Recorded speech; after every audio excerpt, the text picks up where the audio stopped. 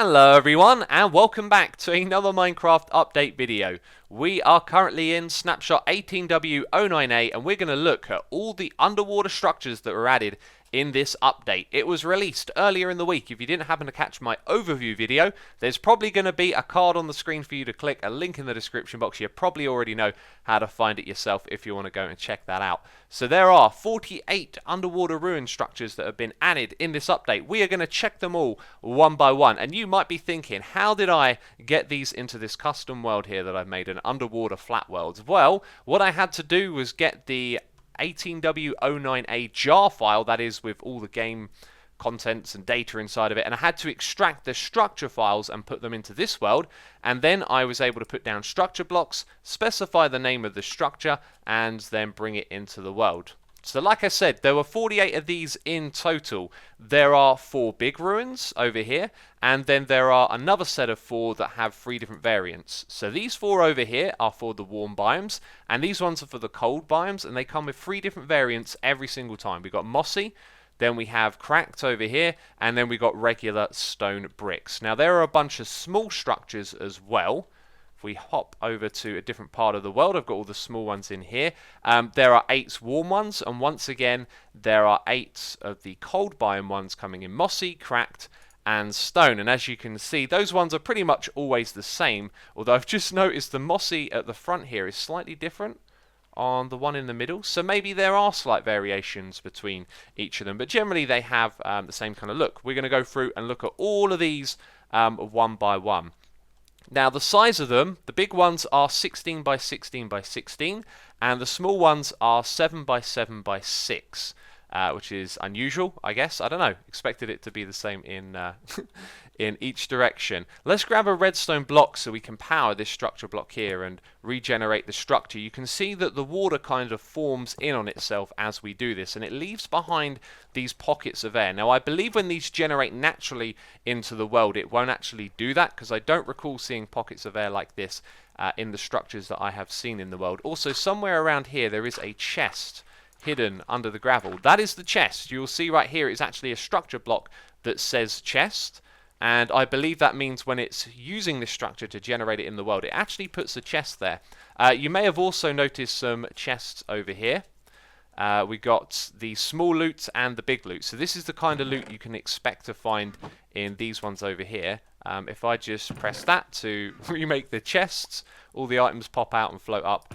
We can open this again and again and again, and you can see the different types of loot that you will get. However, what we'll do at the end of the video is we'll come back and we'll look at the loot tables so we can get a better understanding of what exactly it is you can get from these. So anyway, without further ado, we should probably start exploring these structures and having a little look at them. You can see magma blocks and prismarine on these first 3 over here. We'll go through all of the cold biome ones first of all, and you know, sometimes the entrance isn't particularly obvious. Okay, so inside here, look, we've got loads of air blocks and water going through the sides. I don't think it's going to be like this when you find them in an ocean in survival. And there's another structure block where a chest would be.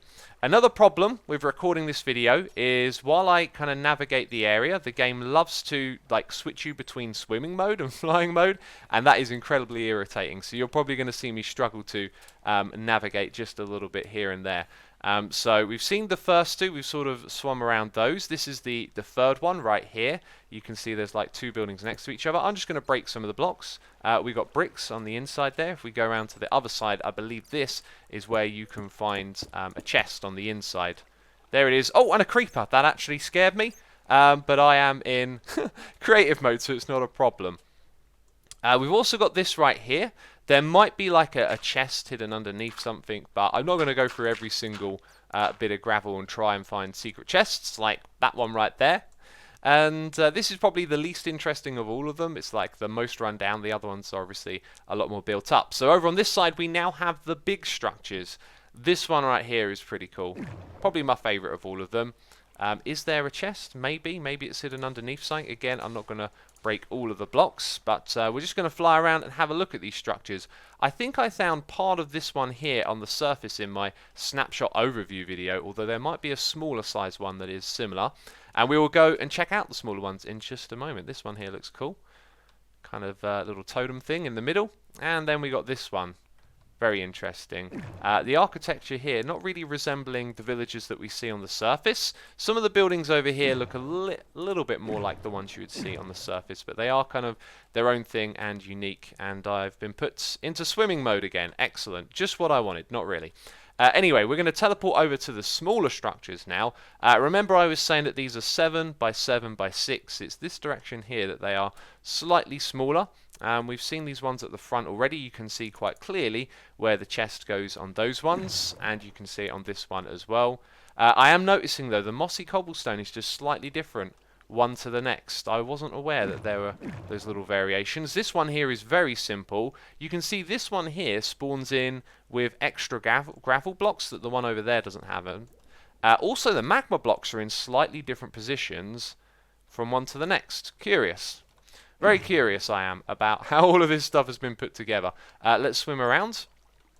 Have a little look in here. Break some blocks just for my convenience. Yep, there's a chest over there. No surprise. And now I'm struggling to get out of here because the game can't decide if I'm flying or swimming. Brilliant. That really needs to get fixed. So those are the 3 different types here. Then we've got another little building that you can walk inside of. There might be a chest hidden underneath this gravel. Or maybe not. Then we got this one, getting slightly bigger now. As you can see, almost resembles a bit of a tower. On the inside, there is no chest, apparently. Huh. That's fair enough. I thought there would have been one in that one. Then we got this one right here. Yeah, pretty straightforward stuff at this point. You've seen a few, you've seen them all. I know how it is. And yeah, that one's got a chest inside of it.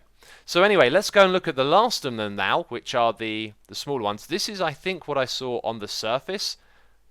This little, like, piece right here in my overview video. And, yeah, they're not terribly interesting. I found one of these, though, in the world. I believe there's a chest inside there somewhere. Maybe, maybe not. Aha, there it is. Oh, I accidentally hit the bat. And here's another little building. You know, they're not the most interesting things in the world, the smaller ones, but I wanted to make sure you could see all of them in this video. So that's why we're just flying around and checking them out. And again, the game is just struggling to decide if I'm swimming or if I'm in creative mode flying. And a skeleton has managed to spawn in here. Brilliant. Good stuff, guy. Good stuff. And then that brings us back to the very first of the warm ones. So again, these are all the cold biome ones, which have 3 variations, and the warm biomes only have 1 variation. And there you go. There's the chest hidden inside of there. So we are not done yet. We have the loot tables for the chests to look through. I didn't really explain this too much, but we've got the big loot over on this side, the small loot over there. The chests have been updated to look good underwater. The trap chests haven't. And trap chests are actually a really good way of creating a redstone signal underwater, right? Because if you put down a button, it's going to pop off, unfortunately. So we power some redstone underneath there, which powers these command blocks. And these are simply setting the blocks at the location of the chest and defining that it has a loot table.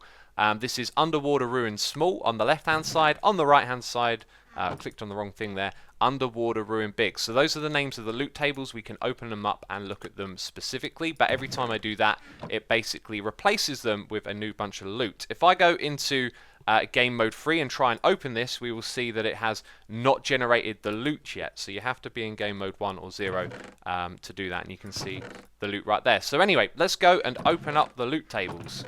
So now we're looking at the files on my computer. You can see that we have the snapshot here, and inside of that jar file, which I've extracted, we go into data, Minecraft, loot tables, and chests. And then these 2 right here are the 2 that we're going to open in Notepad++.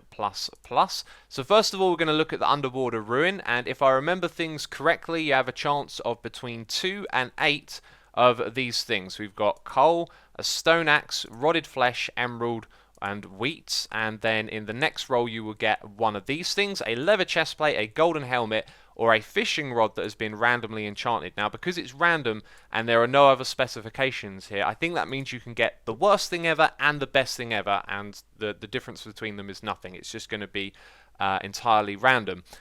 So then going to the big table right here, again you have a chance of between 2 and 8 of coal, golden nuggets, emeralds, and wheat. And then into the second part of the loot table you will get one of these things, a golden apple, a book that has been enchanted randomly. Again, I think that means you've got an equal amount of chance of getting mending as you do sharpness 1, for example. However, there are a lot of enchantments. It doesn't mean you might just get a mending book, you know, 1 in 100 might be a mending book. Anyway, you could get a leather chestplate, a golden helmet, or a fishing rod that again has been randomly enchanted. So that's all the loot that you can obtain from these chests. So in my opinion, all the ruins are worth exploring. If you're looking for a fishing rod that's enchanted, then it's definitely a good place to get one. And the big ones are probably always worth checking just to see what the enchanted book is. There is a chance you could get mending, but otherwise I'd say the loot from these things is pretty wimpy. However, soon they are going to add some specific loot alongside what we've already seen, I believe, and I reckon that's going to be the trident. So I'll tell you all about that in the next snapshot if it's included then. So be sure to be subscribed to the channel if you want to keep up to date with the Minecraft updates. But otherwise, that's it from me this video. If you enjoyed it, leave a like. As always, thank you for the support, and I'll see you in the next one. Ciao for now. Bye bye.